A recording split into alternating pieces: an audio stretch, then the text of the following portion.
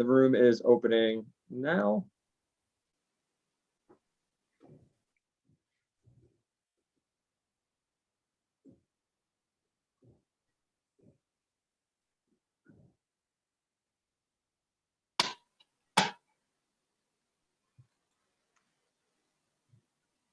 Welcome, everyone. I'm Brandon Bustede, the Chief Partnership Officer and Global Head of Learn, Work, Innovation at Kaplan. And we really appreciate you taking the time to join us today for a conversation that I know I'm going to have a lot of fun being part of. We hope you have a lot of fun listening to and also asking questions of our panelists, because we're going to make sure we have a good chunk of time for that Q&A. Just as a prompt in advance, before I introduce who we're going to be having some discussions with, feel free to type questions into the Q&A function as we go. I'll certainly try to read through those and ask ones of our panelists as we go along. We'll also make sure we carve out some time towards the end as well. So today we're going to be talking about one of my favorite topics, what I call the both and world, a degree and a credential, not an either or. And I'm delighted to have three excellent discussants today. We've got Brian Reed, who's the Associate Vice Provost for Student Success at the University of Montana. We've got Gail Hayes, who's the Dean for Academic Affairs at the University of Dubuque. And we also have Rita Tolliver Roberts, who is the Provost and Vice President of Academic Affairs at Pierce College. We've got a wonderful representation of types of institutions, institutions that are deeply invested in both the broad education of their students and that they leave specifically skilled and well prepared for the workplace. So with that, I would love to open up. You know, we in higher ed, we've heard this across conferences. We see it in the articles that are written in the higher ed trade publications. There's debates on LinkedIn about this. You know, is the purpose of higher education to broadly prepare students or specifically skill them? This plays out in, you know, the liberal arts versus vocational or training. And we've created a bit of a, you know, a false dichotomy as we talk about this. I think it's still a challenge in the academy, but your institutions have found ways, I think, to move beyond that. So I would love to have each one of you just talk about, you know, first, why are we stuck in too much of an either or debate around this?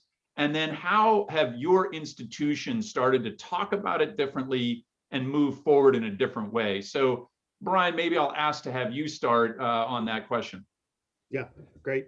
The reason I think we're kind of stuck is that I think there's fear. I think fear motivates a lot of this, which is, does it fundamentally change who we are as an institution? We're a comprehensive flagship state institution, but we're firmly rooted in the liberal arts. And so we get a lot of questions about, what does this mean for our identity as a liberal arts institution? How does it change that? Are we becoming a vocational school? Don't we have an embedded two-year program? And so I think some of this is about how our future and identity as an institution is shaped. And I think you hit it on the head, Brandon. I think what we've done is said that we can have it both ways. We can actually provide an education firmly rooted in the liberal arts, as well as prepare students both from a metacognitive perspective, which we know we have done pretty well over the years in terms of critical thinking, synthesis, working across difference, et cetera, in addition to really, I think, in-demand skills in terms of, big data, the Internet of Things, AI, and machine learning. And so we're committed and believe that we can do both. Yeah, that's great. And I know President Seth Bodner, your president, has certainly spent a lot of time messaging, talking about this, both internally across the staff and faculty and across the broader set of constituents, across the state of Montana. So that makes a big difference when you've got, leadership and multiple layers talking about this as well. Rita, what do you think are some of the reasons why we're stuck in this either or debate across higher ed, and what has Pierce been doing to kind of change that conversation and mindset? Sure. Sure. So I think what's happening now, I think we're not so much stuck anymore. I think things are starting to move. I think the higher ed industry is understanding that, that the needs of students are ever changing. I think that higher ed is also understanding that students are becoming better shoppers. They are more invested into the degree programs they plan to pursue, and they're more intentional about the workforce that they want to be part of.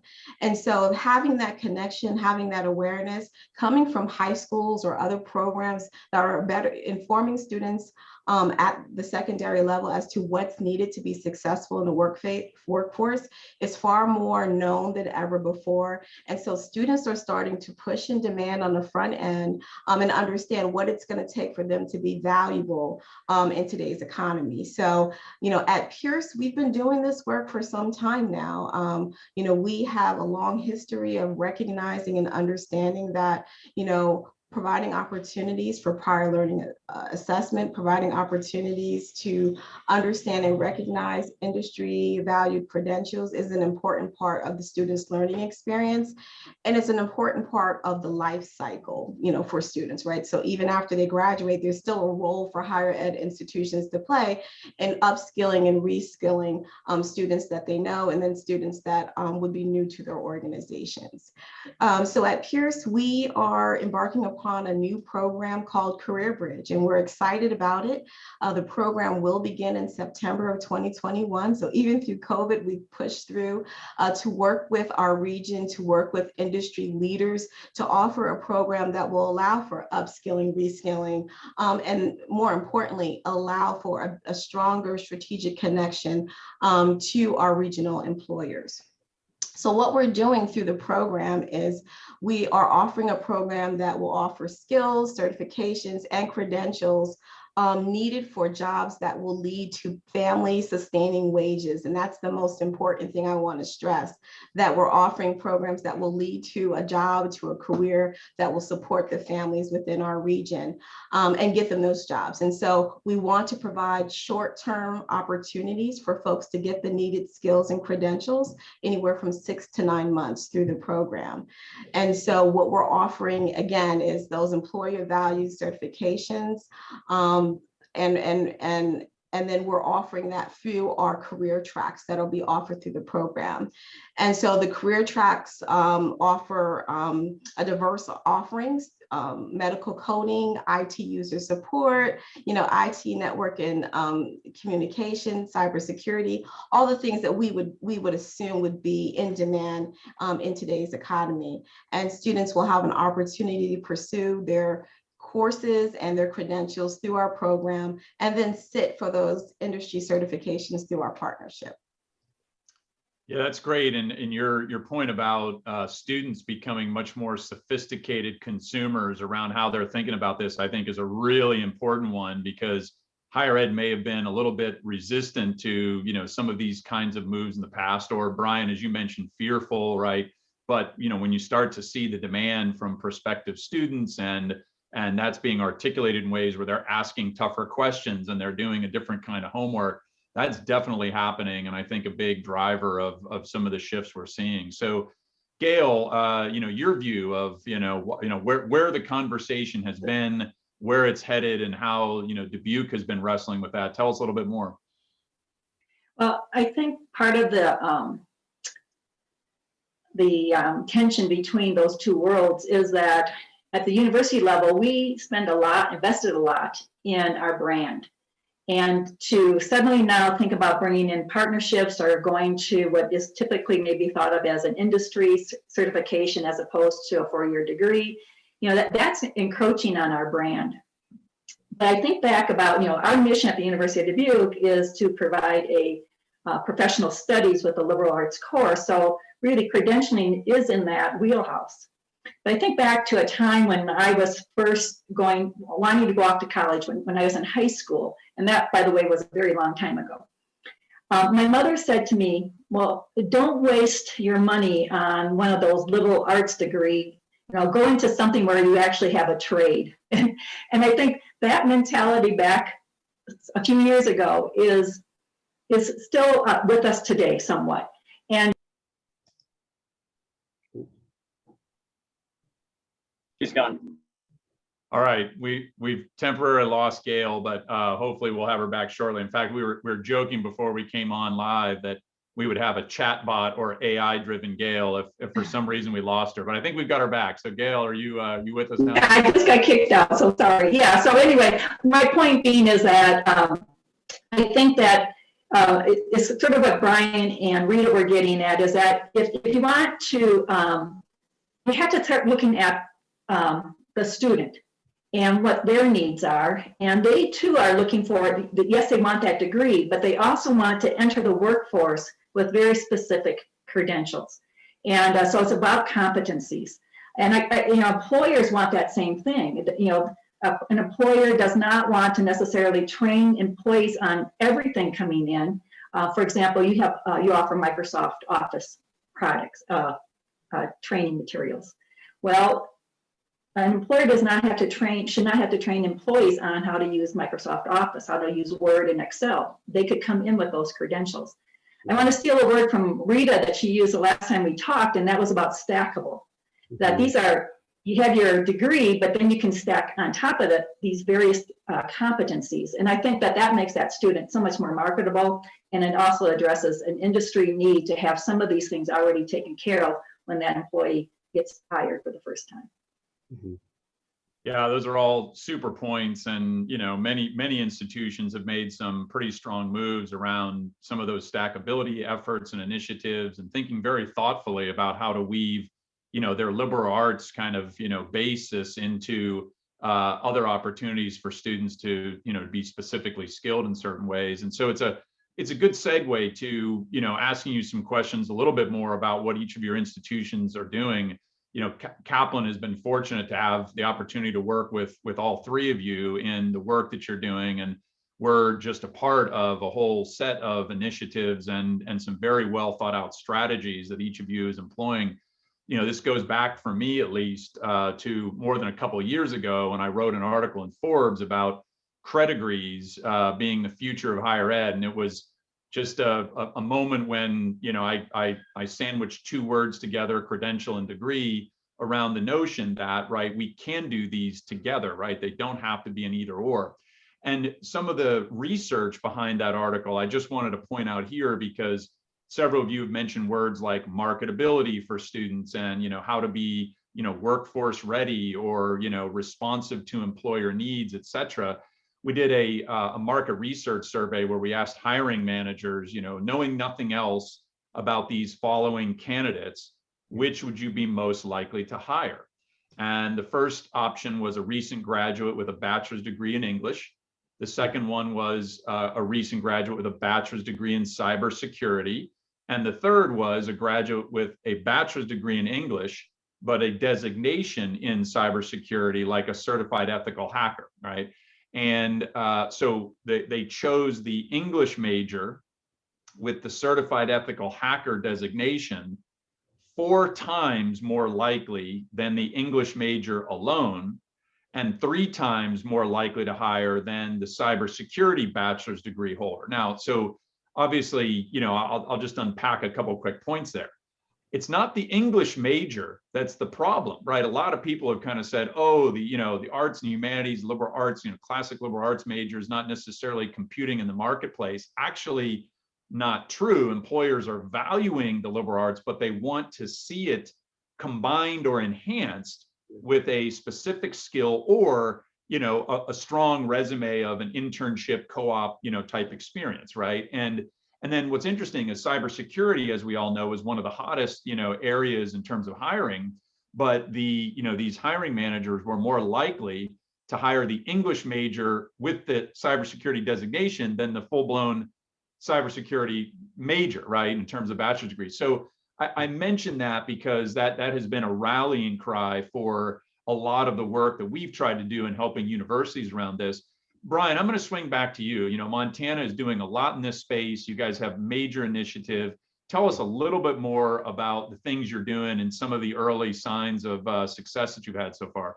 Yeah, I'm glad you mentioned the triple threat graduate, because I think it was that writing that you did in combination with what we know are the disconnects between employer needs and then what students are exiting our institutions with respect to skills or the lack of those skills, that we sort of had to have this really this reflective moment to sort of look at, are we doing our students a service, particularly our underrepresented students. You know, if you look at Black and Latinx students, I think the 25 to 34-year-olds they represent, I think they're overrepresented in the lowest, I think, median incomes among the 10 largest occupations. And so this was an equity initiative for us as well as an institution to think about how we prepare our students to be more competitive in the world of work. And so we've combined it. We've focused on a couple different sort of pillars, which is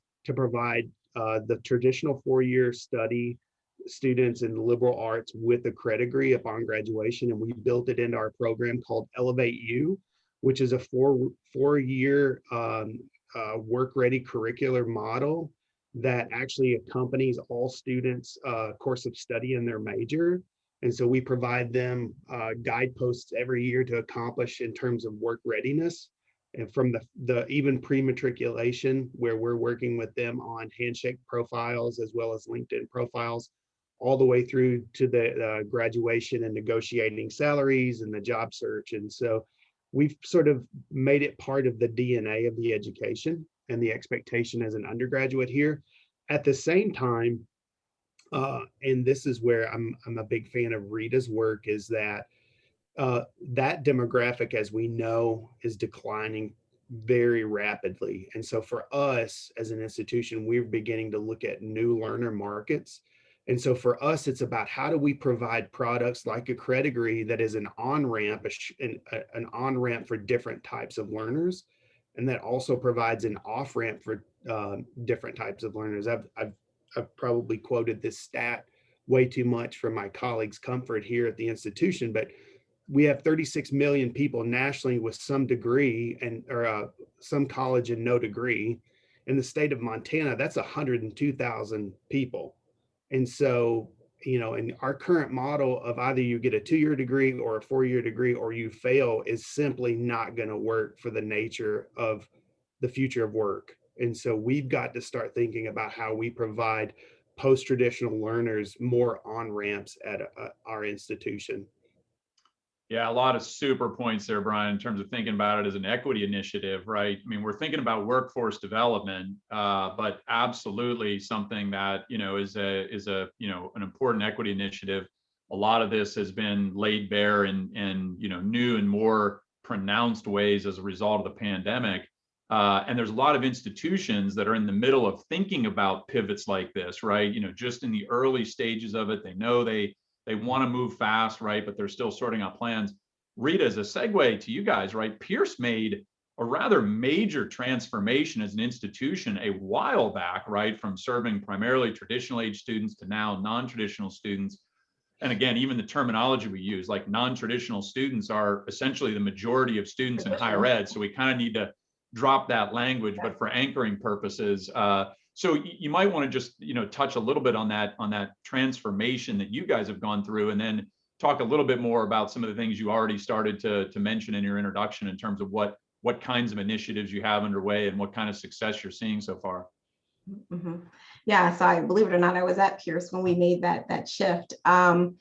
But Pierce has done the work over the years, over more than a decade, in looking at its academic offerings and, deciding, as part of our mission to provide offerings that are career-based and practical or applied programs to better serve the regional economy. We're lucky to be in an area, Philadelphia, in which we have a diverse workforce, and we have the commitment from that workforce to build upon the diversity within their organizations. And so, at Pierce, as you all know, my colleagues here know, Pierce, we serve adult students. The average age is 35 years old. We are a minority serving institution. And so we have a great opportunity to serve our region in a dynamic way, especially as we know that that the students that are coming to Pierce are students that are either career changers or shifters, especially, after COVID. I can say after COVID, right? But shifters, right? We have folks that are working within various organizations that are looking to develop themselves, and then folks that are looking to really advance and lead and manage organizations. So that we find high value in ensuring that there's flexibility in our academic offerings so that there are opportunities for our students that are looking to advance through those programs and get to those jobs or get to that promotion or get to that change, that professional change. And so what that means is providing opportunities for those embedded credentials, right? And we've talked a little bit about that, but there's got to be space within the curriculum. And then there has to be acknowledgement within the curriculum. So acknowledgement means saying, our faculty doing the work and looking at what employers want, and then saying, okay, from what they want and from what has been already certified within the industry, can we offer college level credit for that? And if we do, where can we plant that within our curriculum, or where does it match up already within our curriculum? And so we've done that work. We continue to do that work. And I am fortunate to be a part of a faculty team that's invested in doing that work. It's not uncomfortable. It's not an uncomfortable conversation. And we know as higher education continues to evolve, we'll have more of those opportunities available to our students. And so, providing stackable opportunities and options within our offer is highly important. And we find that to be so because we know that it positions students for sustainable employment. We know that it provides stackable wins for students, right? Could you imagine an adult student coming back to college and saying, I have 4 years to complete a degree? I have like 3 little ones, I'm caring for a parent and I'm trying to manage this job. And so with all that weight, 4 years seems like a lifetime for me to complete a program. And so how can I advance through prior learning? How can I advance through gaining industry recognized credentials that are sound, that our faculty recognize and value as well, and then get to that degree a lot sooner. So we continue to do that work and to look through that lens for new programs that we plan to offer at Pierce. Yeah, and it's a good point. Some of the research I was involved with in my days at Gallup, there was this assumption for a long time that the lowest hanging fruit for colleges and universities were students out there that, Brian, to your point, had some college but no degree, right? The idea being, well, they've already got some credits towards completion, why don't we go do a big campaign there? And in research, they were actually the least likely to say they were going to plan to re-enroll in higher education. And a lot of the reasons were things like, I tried it once, it didn't work for me. They were like what I would call bad customer service review type reasons, life got in the way reasons, financial issues, I got married, I had children. There were just a lot of different things in there. But trying to be attuned to those needs is one of the biggest formulas for success right now, Rita, as you've pointed out. And it's everything. It's all the things that are kind of the resistance points for students, right? Transfer credits and prior learning and, trying to create a really, direct path through programs so that they're not adding more time to the clock when time is their most precious asset. So really great points there. And Gail, tell us a little bit about the specific programs that you guys have launched and what some of the motivation has been behind those, because it's a little different in terms of how Dubuque has been thinking about it. Right. So I think part of our motivation to move into this area of a cred degree started a while back when we began what we call our LIFE program. LIFE is an acronym, but it's really about an adult accelerated evening program. And we started seeing a shift. A lot of the MBA students, which were coming from industry, those students that were actually adults coming back and getting another higher level degree, were going over to the LIFE program. What was left in our MBA program were what I call these newbies, these greenhorns, the students that just came from their undergraduate program with no true life experience going into an MBA program. And they were, for many of them, they were stuck. It was just too much. They couldn't relate to an MBA as much as we felt like, I think that they could use a master's and management approach instead. And we reinvented ourselves when it came to that graduate program, where not only are we going to provide these greenhorns with this core business courses that we've taken from the MBA, but we're going to stack on top of it very specific industry-related courses, as well as then provide them experiential opportunities so that they learn how to be managers for the first time, rather than hopping into some executive MBA. Mm-hmm. And so we also were mindful that it's very kind of scary. I don't know if that's the right word, but when you start a new program, you've got to be thinking about enrollment management. And if you don't have enough seats filled, you're going to take a loss for a while. So what we did was we took some of these core business courses from our MBA, and then we packaged on top of it, or stacked on top of it, very industry-specific courses. So we have an aviation leadership program. We have a sports management. We just added diversity and inclusion leadership, and we have communication management. And one of the things one of our colleagues thought about is that, I think that there's a real need for diversity and inclusion leadership. He also said, I think there's a need for wealth management. But with wealth management, we don't really have the expertise in our community. We don't have adjuncts around that have that higher level degree that can teach in a master's program in this particular field of study. And that's where we got talking to Kaplan about, hey, you guys are offering this certified financial planner certificate, or at least the educational components that can lead to that certification. Why don't we package that certification with our core business courses and call that a wealth management degree, or in this case, for the degree, it's a holistic wealth management, because part of the core courses that we're providing are adding on that fiduciary piece that's really needed to provide holistic wealth management. So we started again from really using what we had already in our tool chest, which were these MBA courses, and we repackaged them. All of those majors that I mentioned, they all those students all enroll in those same business core courses, so the enrollment there is not an issue. And then with Kaplan providing the courses for the very industry-specific wealth management, then that becomes Kaplan's issue. You have to fill the seats for us. And so it's a win-win.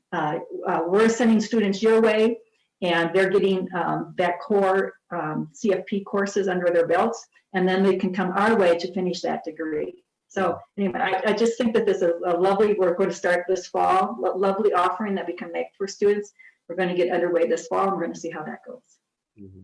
Yeah, and I can appreciate that, Gail. You gave a great illustration of what you're doing at your university, and it really is synonymous with what we're trying to achieve at Pierce as well, at the undergraduate level. With the Career Bridge program, foundationally, we have a lot of service industry or work within our region. And so, we have a customer service or client services program. And what we've done is that we've added opportunity into the tracks just under that one program. So you can pursue, wealth management, you can pursue A+ certification and the like, with the foundation skills that Pierce is providing through customer service. And then with the partnership with Kaplan, we're able to provide students additional opportunities for the industry certification as well. So I liked your illustration.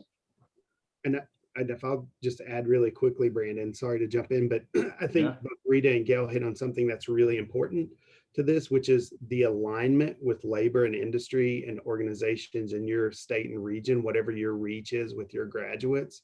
Because I think I read a stat, I think I've shared it with you, that 20% of people are taking or are engaged in credentials that don't really lead anywhere.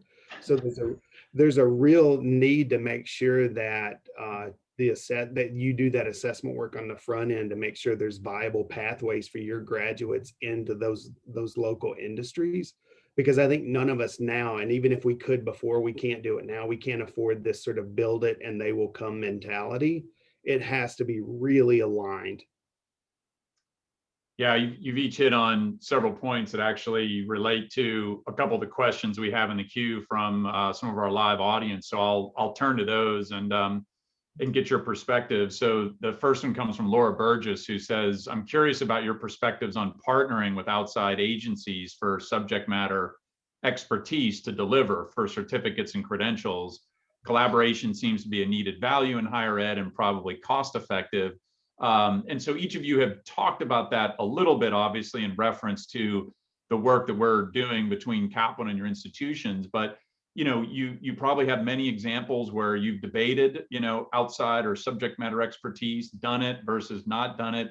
I'm just curious what some of those considerations were, and where you kind of saw the big pros and cons. I mean, Gail, you said it in a way, right? You can't be everything to everybody, so finding partners that specialize in certain things is part of it. But what else would you add to the question that Laura's asking? One of the things that we had to consider is an industry leader to partner with. So we were very careful about wanting to make sure that we didn't have brand confusion. And yet, and Kaplan was one of the, what we found is that we could actually just offer courses through Kaplan, but use our own brand. So we can put our own name on it. Kaplan wasn't like very proprietary or protective of that. So that was one thing that we, one of the reasons why we went with Kaplan. Yeah, and I think, to Gail's point she made earlier, I think we're all recognizing that we can't do everything alone. And we have, our expertise at our respective organizations, but we could be stronger together. And so opportunities to build together and to offer together are there. And I think they can remain there without too much issue of competition, I think sometimes there's a perceived notion of revenue loss and things like that. But I think we're understanding as we go that we have to get to market sooner to serve students. The region is changing faster than most of our policies and practices will allow us to catch up with. And so partnering provides a seamless opportunity to create a stronger and time to market offer for prospective students. I also think it's a really low risk way to gauge demand too. That's the other thing, without investing a significant amount of resources in spinning up new courses and faculty for this.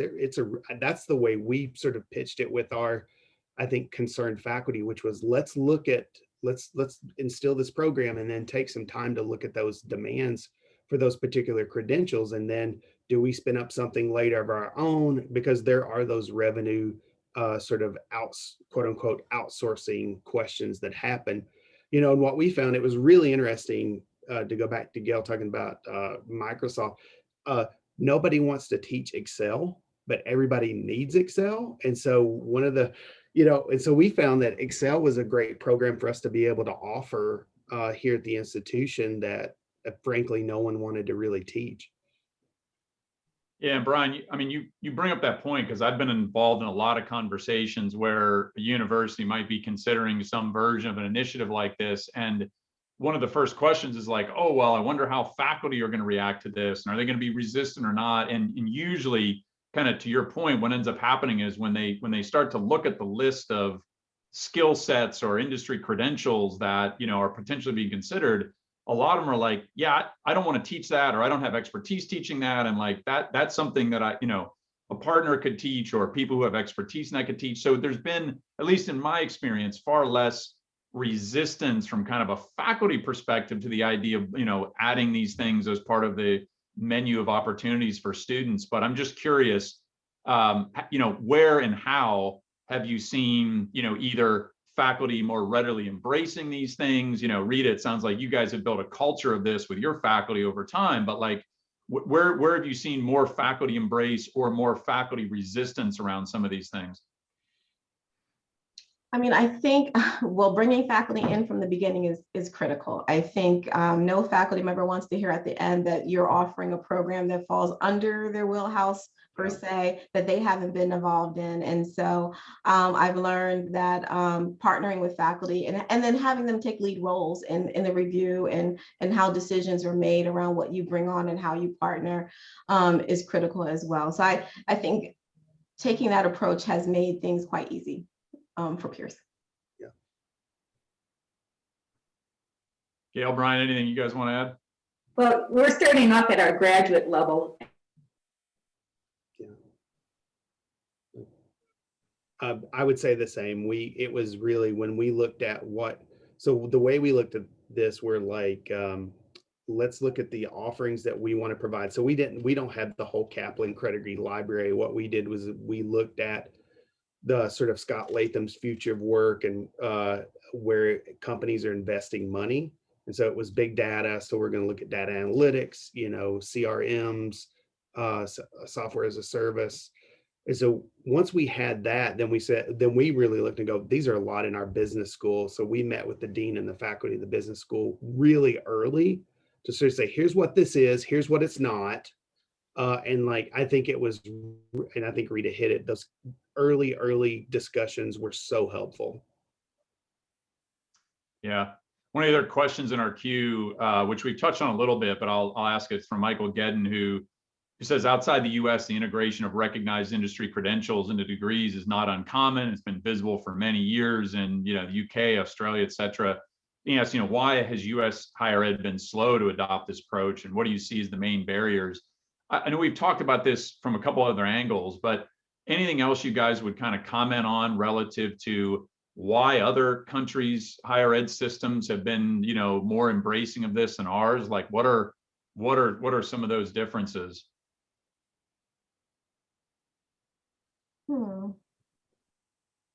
I mean, I would lean to our US. Sorry, I would lean to our US higher ed culture as that being the mental model on how we think degrees should be delivered and offered to students as probably one of the largest barriers that is, breaking down. But I would say the mental model, the focus on delivery has probably been the largest challenge. And I would just add too, there's been some really bad actors in this area and it's not the majority of folks, but I think it just takes one or two of the bad headlines in terms of the short-term credentials programs that I think give people a lot of heartburn about what the overall model is. Yeah. Well, certainly, we talked about this as we were prepping for our discussion, the fairly recent report last month from Credential Engine about the fact that there's now, close to 1 million unique credentials or certificates available in the United States right now. Like, one takeaway from that is that's overwhelming, right? Which of those actually matter, move the needle, Rita, get to what you described as family sustaining wages for somebody. Well, that list is a lot smaller than 1 million, that's for sure. And in my analysis, it might be less than 0.001% of those credentials out there. So I think part of the opportunity universities have is to be curators of those that matter most based on some of the things each of you have mentioned. Brian, thinking about what's our regional need. Rita, you mentioned regional workforce needs and aligning to that. And Gail certainly thinking very, very carefully about at the master's level, like what are the employer needs and linkages there. So, that I think is an interesting opportunity for universities, is not to be, providing everything under the sun, but to be the curators of the ones that are the most direct or beneficial or efficacious routes for people. Because I think, frankly, there's just a lot of confusion, right? Like, which route do I go down? And there's like thousands of pathways now, and I can't afford to waste any time or money, right, going down the wrong one. Yeah.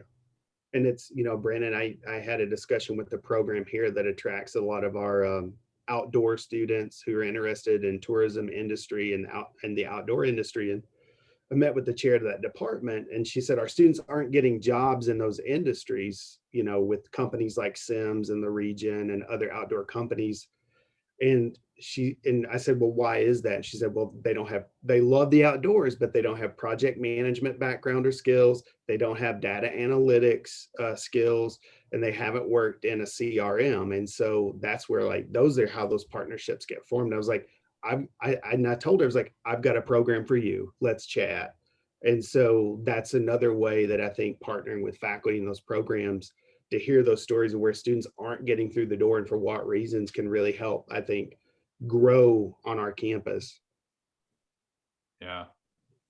Yeah, it's one of the examples that I think of. So Brian, you made me think about this, but both my parents grew up on farms, one a pig farm respectively, the other a cattle farm in Michigan and Nebraska. These are small family farms, but a lot of my relatives, my cousins are still operating family farms. And one of the things that I don't know why I'm surprised by this, but it has become a heavily data analytical centric type of role, right? They're looking at crop yields, they're looking at watering schedules, they're looking at whether it's fertilizing treatments and all. I mean, it's just, and it has become a very data driven set of work, where you could argue someone going into agriculture years ago, like maybe this wasn't as big a deal. Now there's a data science component to agriculture that has just exploded on the scene. And it's a good question as to whether we've been fully prepared for all the digital and technology transformations that are happening across almost every industry, right? Not just the high tech field. So there's a lot, but again, this is where universities, I think, can be thoughtful curators of what's needed, right? And as long as it's aligned to some of the industry partnerships that are out there. So that's a segue to a question I have, right? We've seen a lot of big moves over the last year.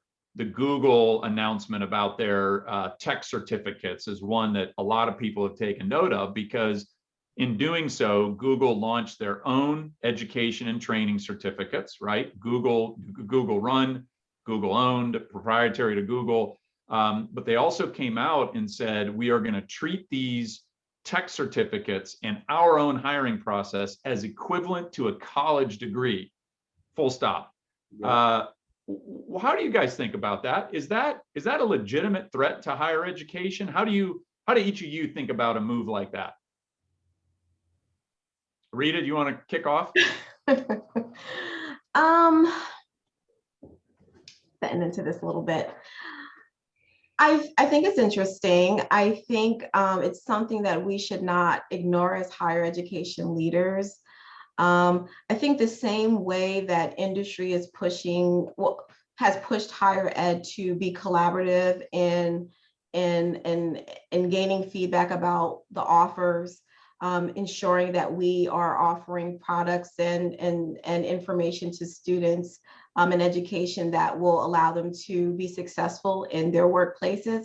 I think we should knock on industry's doors as well to make sure that higher ed is brought into the conversation within these offers. I think it's in, I think for it to be absent of higher education is a bit concerning, especially as higher education institutions are moving to more of a flexible model that we welcome in what's taking place in the workforce. I mean, we do, which I'm sure some of my colleagues do as well, is, we look at training, industry trainings and other professional certifications that are out there to determine, what could be awarded credit for. So I think there's room for collaboration here. And I would, let's go back to your comment about what employers want, Brandon, and that they want the total package. And they certainly, the Googles can provide the technical skills, but I think what employers still say that we do well, I think the window is slowly closing, but what they say we do well are those metacognitive skills again. And so I think we've got to do both. And what I'll say about this is, it made me think, is that for us, we don't see Credigree as the silver bullet. It's a great program, but it's part of a larger comprehensive model that I think institutions need to take and to have students become career ready, regardless of whether they're traditional or post-traditional learners. I think another area is we have to really dive into how we help our students articulate the value proposition through their courses. And so one of the areas we're looking at is skillifying the curriculum here, which is working with faculty to make really explicit the work-ready skills that they get out of every course that they take here at the University of Montana. Those are very nascent conversations, and as you might imagine, very delicate conversations. But I think in every walk of the student's institutional life here of the student, they have to sort of see the career relevance along the way, and both in class and out of class. Yeah, and so Gail, what's your take on the Google tech certificate move? And Yeah. are we going to see more of this? Is higher ed going to react in new and different ways? Well, I'm sure with my colleagues, you can't ignore it. We got to pay attention to it. But I also want to wear my boring administrative hat and thinking about how will, if a student does decide then they want to go on to get a 4-year degree, how are those Google credits going to transfer in? If it's not endorsed by some sort of an accrediting body like HLC, I don't know how far it will go. And ultimately, the consumer are going to dictate what's going to happen in the marketplace. So if it's successful, it's because there's people that are interested in doing that and they find value in that. I also want to mention, and I have to apologize for whatever reason today decided to have technology issues on my end. So I apologize for leaving you at times. But one of the things that, coming back earlier to partnering with Kaplan, is that you are recognized by our Higher Learning Commission as a credit producing institution. Yeah. And so it makes it easy for us then to take the courses that our students are taking through Kaplan and bringing them in and giving credit to them. And so for those of our participants that are listening in and thinking about doing this, is that what we did at our school is then we took the Kaplan courses and ran them through our curriculum committee process and got them on our books to be part of our courses as well. So there is some operational issues behind the scene, but Kaplan was very good about providing us all that detail that we needed to do to move those courses through that process. So there's something, there's some lifting that has to be done. It's not just simply, hey, go take that Kaplan course and we'll recognize it. We had to, on our side, make sure that that was part of our curriculum. So, so that we were co-sync with the Higher Learning Commission. Yeah, and so Gail, specifically what you're referencing are the programs through the College for Financial Planning, which is a Kaplan organization that's accredited in the wealth management space. So that one has a little bit more specificity to it than say helping somebody get through a project management designation or a cybersecurity designation, which are outside of the HLC constructs and more around the industry association kind of aligned stuff. And it it brings up an interesting question. You mentioned accreditors. I've been surprised at how quiet the scene has been around all of this relative to accreditors. And I know that several have made some real moves to start to think in more innovative ways to review programs quicker, right? So it's not to say that there's nothing happening here, but I always feel like first, accreditation is little understood by the general population and not well understood even within the academy. And so I'm curious your thoughts on where accreditors have maybe been helpful as you have kind of observed this, where you'd like to see them be more helpful. Just would love to probe your thoughts on that. Anybody want to begin? So Pierce holds its institutional accreditation through the Middle States Commission on Higher Education, and they have been great to work with. And I say work with because I do think it's a partnership, and that they have led a lot of conversations around industry credentials and third-party courses and things like that. And so I really think whatever commission you're a part of or accrediting body you're a part of, I think having a leadership that's introducing the conversations openly and discussing opportunities is critical, because we were accredited by them, and so it's important to have their buy-in as to where we could possibly go as an institution. So for us, it's been an interesting ride with the Middle States Commission, and I know they have some current initiatives looking at industry credentials right now, and so more to come there. Yeah, that's great to hear. Brian, Gail, anything to add from your perspectives? Well, I feel like we're HLC, Higher Learning Commission, in the North Central area.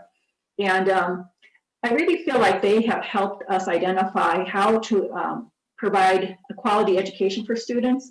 So right now we're on our next accrediting visit, we will have to produce a quality assurance project. And that really helps us focus on what's most important to students, what's most important to this consumer market. And so that way they get us thinking about processes and how we are adopting Quality Matters standards. That people are not familiar with that. It's a blue ribbon standard for the delivery of online courses. And it has really helped this, doing this project because of our accrediting requirements has really helped improve the quality of our online courses. So I think that it's a great partnership to have with that regional and national accreditor. Mhm. Yeah, all really encouraging comments. And one of the things that I've encouraged university leaders to think about is the concept of employers as a different kind of accreditor, right? And what I mean by that, think of all the examples that are out there. A lot of employers are implementing what's been known as education as a benefit programs, right? Where they're partnering with universities to offer associate, bachelor, master's degree programs as part of the education benefit. That's a form of, acting as an accreditor. In other words, saying, we have evaluated this. We think it's a high quality degree program. We think our employees are going to be served well from a student services perspective. And so much so that we're willing to invest in funding these kinds of initiatives, right? So it doesn't act in the way that accreditors do in a formal sense for higher ed, but it's a form of, kind of what is the quality, evaluating the quality and investing in that.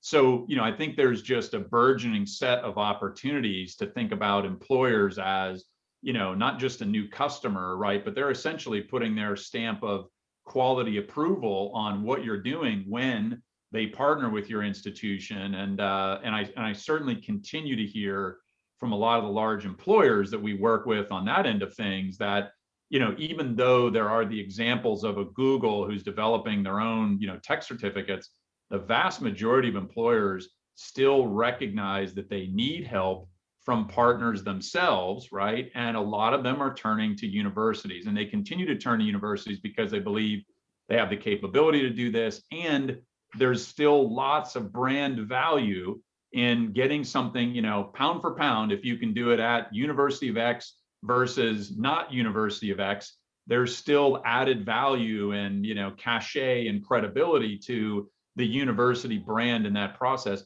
even if it's not a degree program. So I wonder what you guys think about as what other opportunities there might be in the employer as a creditor framework. Do you guys see some really interesting opportunities on the horizon? Brian, I see you nodding your head. Would just love to hear your thoughts, and then we'll go around the team here. Yeah. So again, we took a close look at those demographics and realized we need to pivot as an institution towards new learners, and the corporate partnerships were one of those.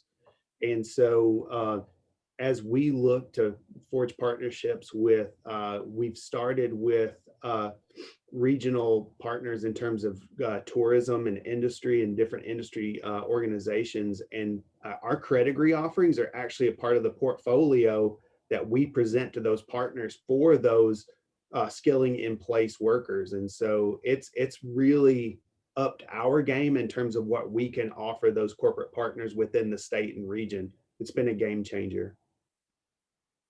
Interesting. Rita, I know you guys have a lot of corporate partnerships too, so I'm sure there's some exciting things you see on the horizon from your end of things. We do.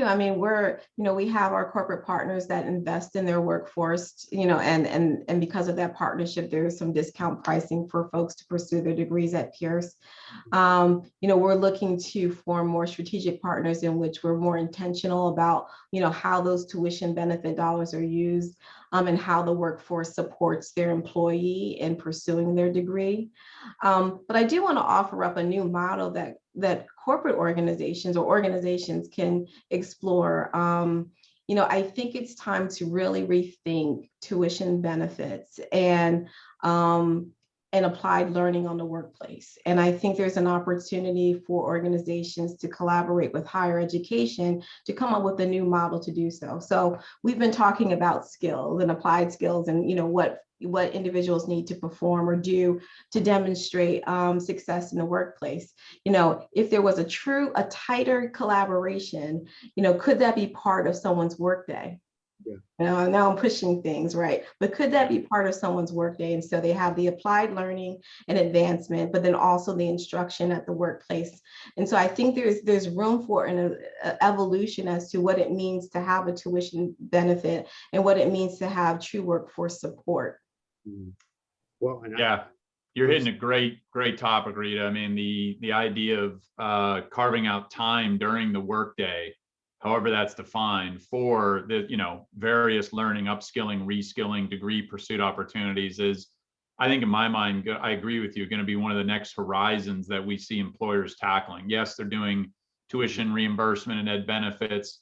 The next evolution is going to be, there's a 10% or a 20% rule where, they're carving out active workplace time for this, kind of pursuit. And, look, if there's anything we're learning from the pandemic, look at all the people who are refusing to relocate now, right?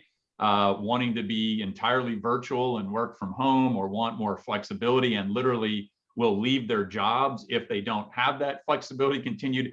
I think this is going to be one of those things that gets on that, list of key criteria. So very interesting point.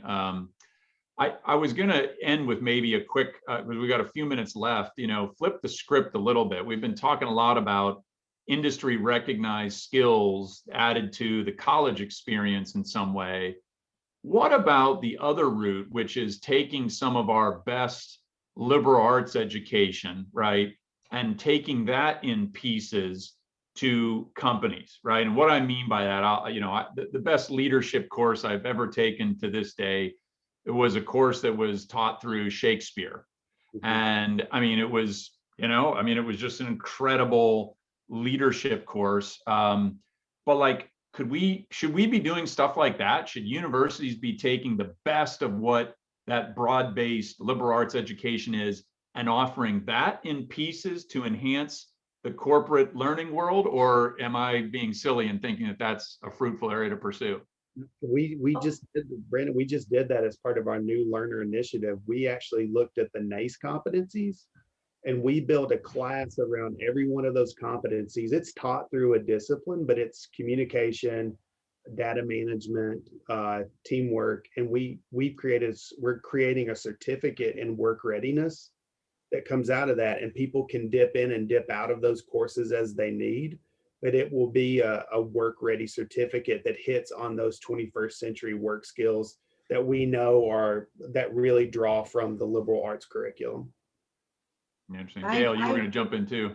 Well, there's a couple of initiatives. One is that we're offering our MBA in the light format and that accelerated evening format for a specific hospital system.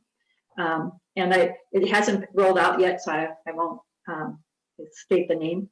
And then we also offer these certificate programs. So I mentioned about our degree program. Well, packaged in the degree program are specific industry-specific skill or courses that lead to a certificate.